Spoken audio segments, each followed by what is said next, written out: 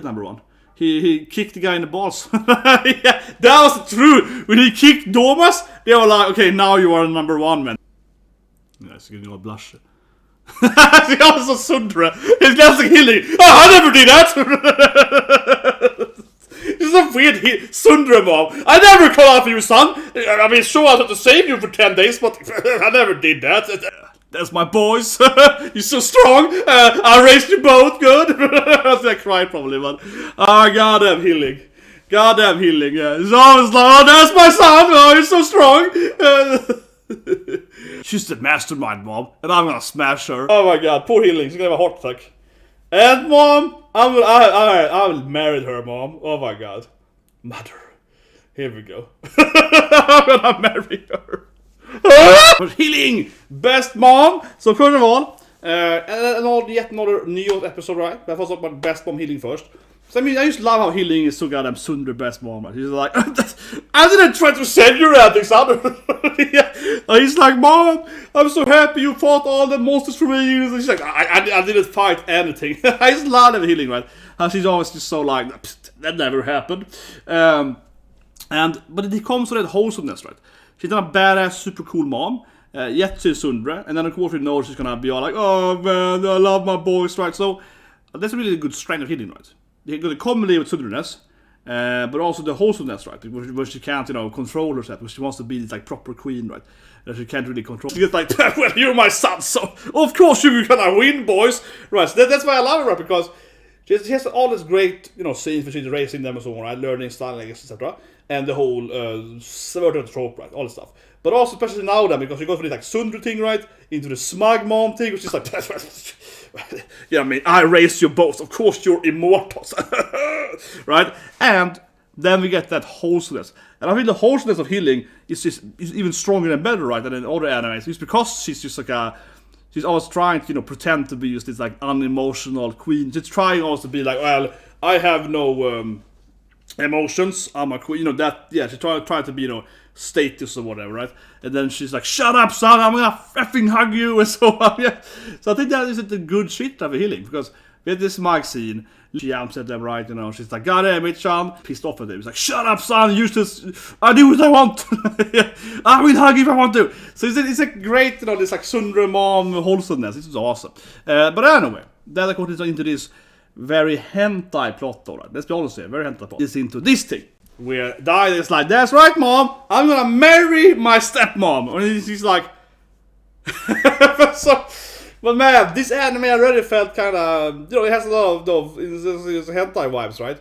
Where Bosse raised Miranjo, and it felt more like Bosse first liked her mom, right? And then when her mom died, he raised the daughter instead. And she fell in love with her, like, adopted father, right? And then she wanted to make him happy and so on.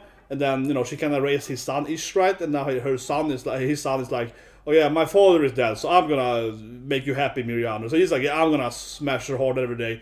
My father couldn't do it, so I will do it. It's this weird storyline how he's like, I promised my father to make you happy, which means in the bedroom or something. It's really weird how he picks up where his father left her off and is like, don't worry, Miranjo, I'm gonna take care of you sexually. Yeah, it's like, what? It's this really weird thing, and I love the whole thing, right? Mom comes in there, right? I mean, his other mom, right?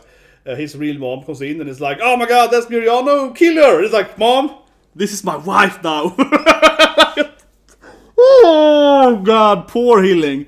That poor lady. She's been, Miranjo had to kill his mom like, 10 times something? It really is weird. Even if you ignore the whole thing that he was like, that she took over his body, right?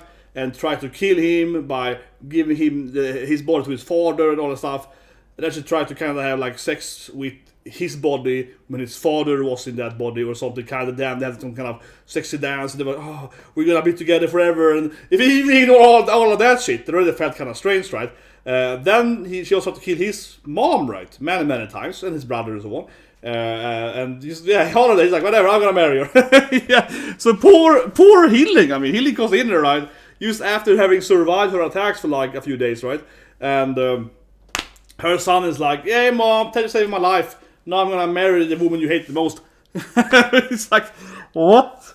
Oh my god. It's just like, god damn it.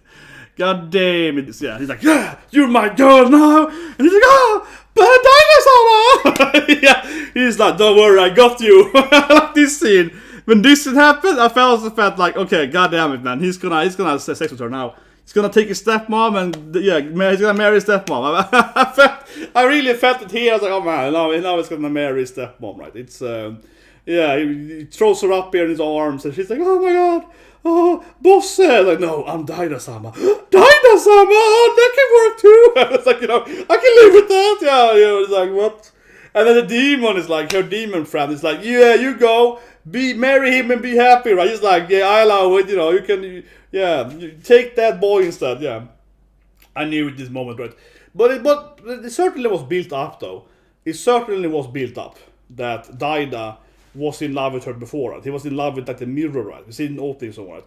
That him and Miriam kind of like raised him to some extent, right? Like they were hanging out, and she was a mirror, and they kept talking and so on. So she was like his pen pal or whatever, right? Something like that, yeah. It's not exactly explained, right? But he clearly had some kind of relationship with Miriam before she actually kind of killed him, right? With his father's soul thing. Before that, they had some kind of, I don't know, romance-ish going on, I guess, right? He was like, oh, who is the mirror lady that I always had a thing for? So I guess he was fantasizing about smashing the mirror lady before he knew all the other stuff, right? So yeah, so it certainly is built up though that he had a crush on her right before everything happened though. So I don't think it's incredibly actually impossible that he would be in love with her. Because because if you ignore all the crazy stuff, his father and mom and all the death and shit, right? Even though all of that, he clearly had a crush on her, but before everything happened, and then you get the whole sad backstory and blah blah blah. And he sees her soul and everything. So yeah, I could see why he wants to smash her. Right? I can see why he's in love with Miriano in an extent. But it's certainly similar to his father. It is kind of cray-cray in the sense that she did try to kill him, like him himself, right? She tried to kill him like a week ago, and she tried to kill his mom several times, right? And his brother and so on. She tried to kill his family several times already, and he just like forgives her. It's like, whatever, I want to sleep with her. Let everything bygone, yeah. And he's like, whatever, doesn't matter anymore. Like she just tried to kill you like an hour ago. You know what I mean? Like he just like Bosse was like, yeah, you killed my wife, but you know I still love you. So also I thought that was kind of weird with Bosse's backstory. That I would say is like I didn't like that the best in Bosse's backstory, honestly. When I said last review too, when Bosse is like, yes, but I was so happy with with Bojji's mom and so on too, right? And he's just like, yeah, I understand why you had to kill my first wife, or my second, if she's the first wife, whatever, yeah, like my second wife after her, or whatever, yeah. And I forgive you, whatever. They felt a little bit too much like, but you said that you loved your giant wife, and then she killed your giant wife, and you were like, whatever, I got another good wife, He's just like, he seems to be kind of callously not really caring that she did kill his one of his wives, right? And Daida similar here is like, yeah, you have to kill me, my mom, and so on, but who cares, whatever, it's over. It is a little bit like, okay. But anyway, I do buy though that he was in love with her before everything happened, right? Yeah, I do buy that though. It really feels like it mentioned several times that Daida was like into, again, right, her as a mirror pen pal or whatever. Without ever seeing how she looks, right? He was kind of in love with his, talking mirror lady. So, yeah, I guess he had a thing for her since always, right? I suppose. But one thing is never explained, though, right, in the actual storyline, which I think is a minor plot hole, is of course that Healing, when she saw the mirror, was like, the mirror is evil, destroy it! Healing was like, get it out of my boy's room, right? So Healing, though, did remove that mirror, right, with the maids, when Daida was like bored or she was pregnant or whatever, yeah. So she actually did like remove the mirror from Daida before, he was early, when he was young. So it is never explained how the mirror then, obviously Miriano, but stuck in the mirror, how the evil mirror got back to Daida as a kid. That was never explained, right? But it was Healing clearly removed it, and then it came back anyway. So, but I mean, maybe she used uppers or whatever. But yeah, they felt like a little bit plot point there that's never been explained really, what actually happened, right, with like how she got back to kind of manipulating Daida, or I guess seducing, Daida. How she got back to seducing this boy. One thing actually reminds me of is Tenshin Moyo, right? So this is not a big spoiler tomorrow, okay, so don't worry. Tenshin Moyo, classic, the OG harem show, right? The OG harem show, and his love interest, and obviously the best love interest in Tenshin Moyo, he actually wins in the spin-off. She does win actually. She's the winner in one of spin-offs. But and then eventually he marries them all, right? In the main story. But of course, talking about OG, one of the OG best girls, right? OG best girls. We're talking about Ryoko. No, that didn't work. Yeah, this one. That part is better. There we go. OG best girl, baby. Oh, look at the up-eyes. So, yeah, Ryoko, which is she's like my OG, you know, OG, what's it called? OG best girl. No, but almost, right? Because, you know, Ryoko, she's a lot like Loom, I guess, too, then, especially Loom, but she's a lot like, you know, Darling, and before Zero 2 and so on, we had Loom, right? And before that, and at the same time, we had the Ryoko and so on. She's like kind of the badass, cool chick in the harem, you know, the brutal girl that fights and is like a tomboy and that stuff is all right, and you know, very Genki and so on. But anyway, we have a testimonial. That is a very similar love story between her and Tenshi. So Tenshi, because she's a demon then, right? She's an alien actually, but she's a demon, so to speak. She's stuck in this demon cave next to Tenshi lives because his grandpa is an alien, blah blah. So this is so on. But anyway, Tenshi then talked to her like whatever, like imprisoned demon spirit, right, in this cave. That his grandpa still away, right, before the storyline then.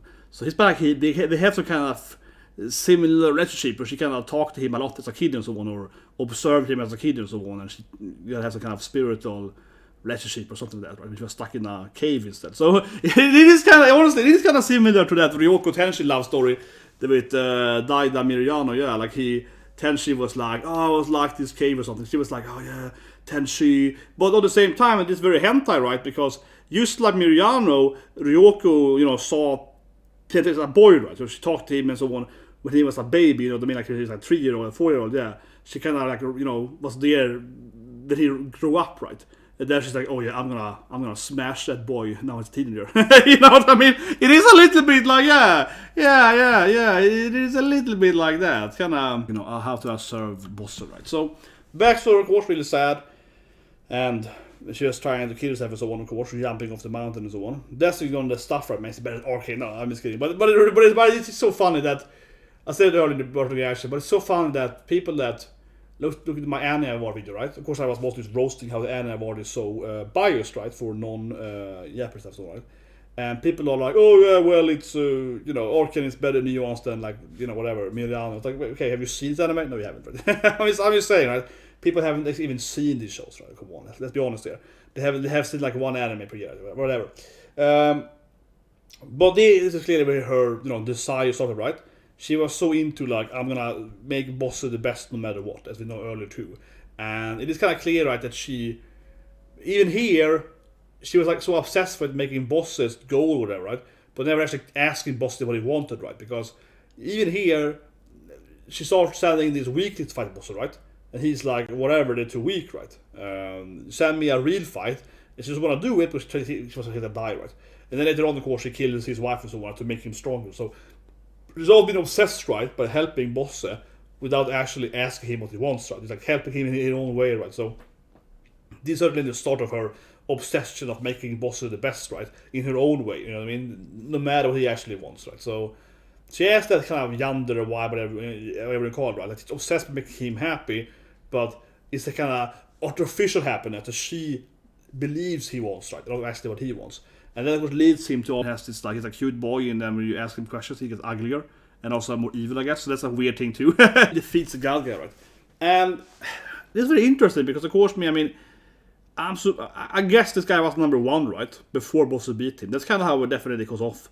And he was the one that created the whole system. He was the one behind the whole king system, and he was the head of crowning them. So Bosse, but what is really weird, I feel it's never spent this anime, is how Bosse is only rank 6, right? Because it feels like they keep saying that Bosse is the strongest person, physically speaking, right? And this guy was probably number 1 until Bosse beat him. Yet Bosse didn't get better than number 6, even though he probably beat the best guy, right? And this guy was an actual god, right? He wasn't he's a king, he was a god king. And again, also the OG god king, right? So Bosse could beat him finally with the power of Bojji, right? So he had double giant powers, and he was finally the strongest thing alive, right? And really became the strongest being in the planet, right?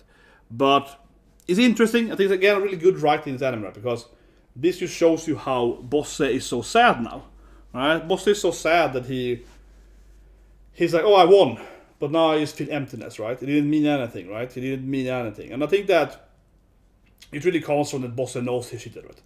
He's just like, instead of getting stronger by training or whatever, and of course maybe he could never beat this God King, right? This God King could have been too powerful, right? With Bosse's normal strength. So even if he trained for 100 years, maybe he could never win. Certainly it could be a thing, of course, but still. By instead of getting stronger, by, you know, whatever, training, technique and so on, better strategy, whatever, right? He just became the strongest by, of course, consuming his son's powers, right? So he became like a giant fusion or whatever, right? He got a double giant strength, right?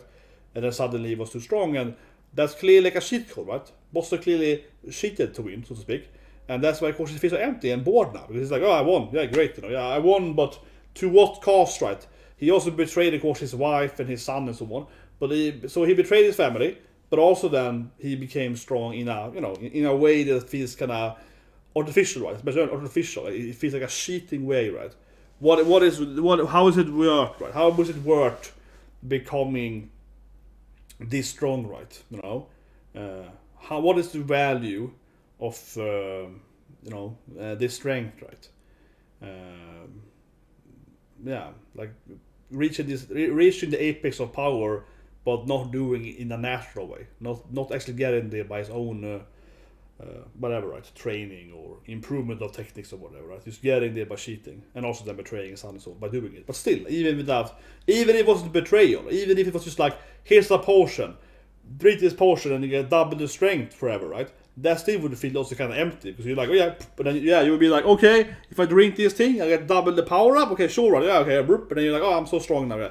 Yeah, how far would that be? Right? It wouldn't feel as worthy, as valuable to beat the god by drinking that potion, right? Especially not in Bosse's case, because I mean, there's one thing, right? If you have like a hero that wants to kill the evil god, this guy is an evil, you know, slave. He was a slave of humans, right? So some people wanna beat him because they hate this guy. He's an evil god, right? So they wanna beat him. But in Bosse's case, it isn't about like, I wanna beat this guy because, you know, I hate him. He's like, I wanna beat him because I wanna be the strongest, right? Bosse's desire isn't to beat the evil god because he's evil. He wants to beat him because they wanna beat him, right? So he doesn't actually, yeah, I mean, that's the real difference here, right? The Bosse doesn't actually care about such a big, that this guy is the bad guy. He's only fighting him because he wants to fight him, right? Yeah, he's only there to fight. It's not there because he actually, again, then cares about what is right or wrong, right? And that's the big thing, right? Bosse doesn't actually care to, like, whatever, get revenge, but he is kind of responsible for killing her mom, right? So on, to some extent.